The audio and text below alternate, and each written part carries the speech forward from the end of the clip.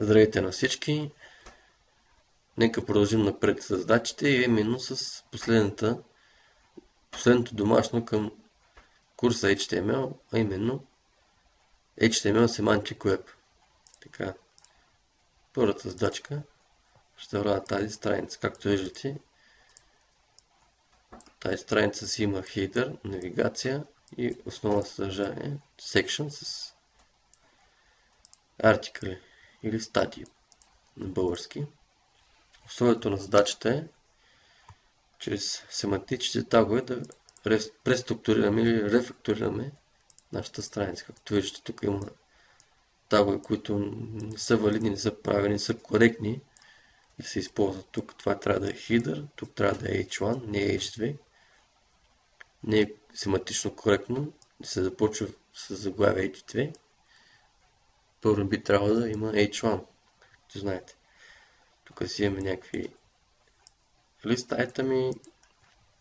Последния лист айтъм е болднат, обаче тук е използван так, който не е от HTML5 спецификацията и е грешно. Се прави така. Както виждате, тук имаме някакви фултъри, които е също семантично грешно. Дивове, които са безсмислени, пак болднати, стари деприкейтните тагове се използват и трябва да ги направим с семантични тагове. Това е нашата задачка. Така, нека си отворим Visual Studio. New Project. Refactor. HTML, може да се казва нашия проект така. Solution, HTML, Semantic Web. Така. Web Config, това ни трябва да трием го. Създаваме си страничка, така. Refactor. Само Refactor може да остане. Може да увеличим да се вижда по-добре. Така. Title. Refactor HTML. Metachar set UTF-8. Така. Енкодинга на нашата страница отбелязваме чрез този елемент. Така. Сега, както виждате, трябва да си направим header, навигация и секшени. Така. Header, H1, всъщност. Поправяме така. H1, да, header. Така. Имаме си навигация, подреден списък, лист айтъми, href, така. Nav item 1. Може направо да си копираме това цялото. 2, 3, 4. Като четвърти лист айтъм, както казахме, е болднат. Ще го направим по-коректно с тага strong. Така, 4, 3, 2. Така. В един браузър може да видим какво се е получило. Ето, хидърче. Както виждате, написахме с коректния таг header и нашето заглавие стана по-голямо. А тук, както виждате, с по-малък шрифт. Така. Нека продължим. Отваряме си една секция. Section. Така. Имаме header в секцията. Header е this is the heading. This is the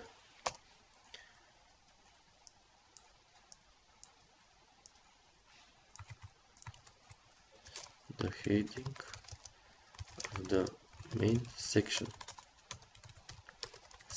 Така. Значи това може да го сложим тук. Така. Сложихме си хидъра, имаме после article.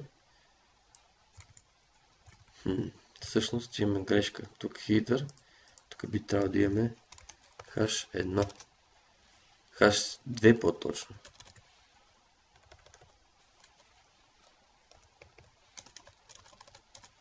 H2, така. Тоест, текмо да го сцепим да е на два реда, така, ето. Нашия резултат. Ето. Имаме си хидинг. Продължаваме нататък. Header, article. Вътре пак си имаме header. H3 този път. Post header. Така.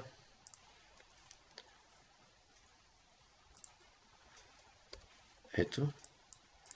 Заглавие от първо ниво, второ ниво, трето ниво. Семантично коректно подредено. Така, продължаваме нататък. Този текст няма да го търси, може направо се отворим в Notepad и да го копираме. Да си отворим тук едно параграфче. Копираме го тук. Този дилове го махаме, както казахме, некоректно да има div. Така. Ето. Само да си цепим текста.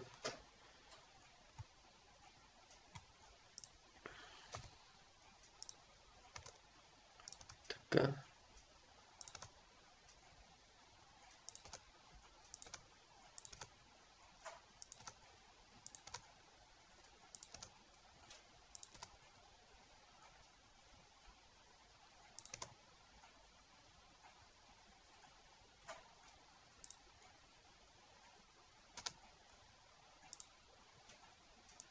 Така. Сега тук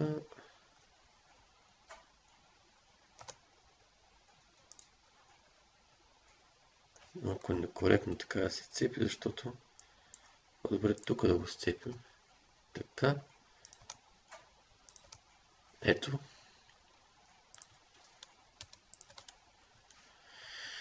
Сега го сейфваме. Така. Както виждате, казахме тук имаме тагове, които са deprecated, които са стари и не трябва да се използват в новата спецификация. Затова слагаме тук strong. Ефектът е същия, но този стак е семантично коректен. Тук също не е italic. Emphasized, M. Този може да го махнем от тук. Така.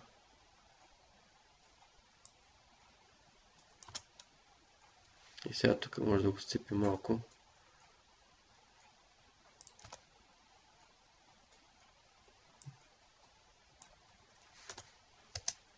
Така.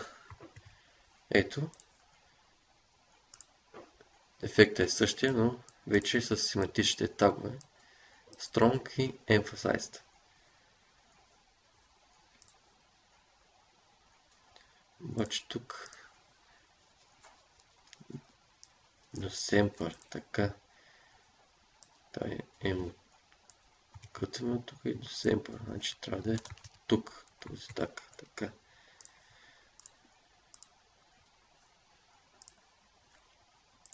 Semper. Ето. Така. И това е нашата задачка. Може да си копираме същите. Отваряме тук, параграфчето цялото, копи. Направо цялата статия, както казахме. Статия 2, 3, 4. Така. Ето. Нашата задачка остана на футърче. А тук е footer, end the footer. Така пишем на футърче. Footer, end the footer. Както пишем на задачата. Ето, даже това може да го сложим в така, в параграф. Така го кътнем. Така, коректно. Написано ето. Това е нашата задачка. Първа задача от HTML Semantic Web. Благодаря.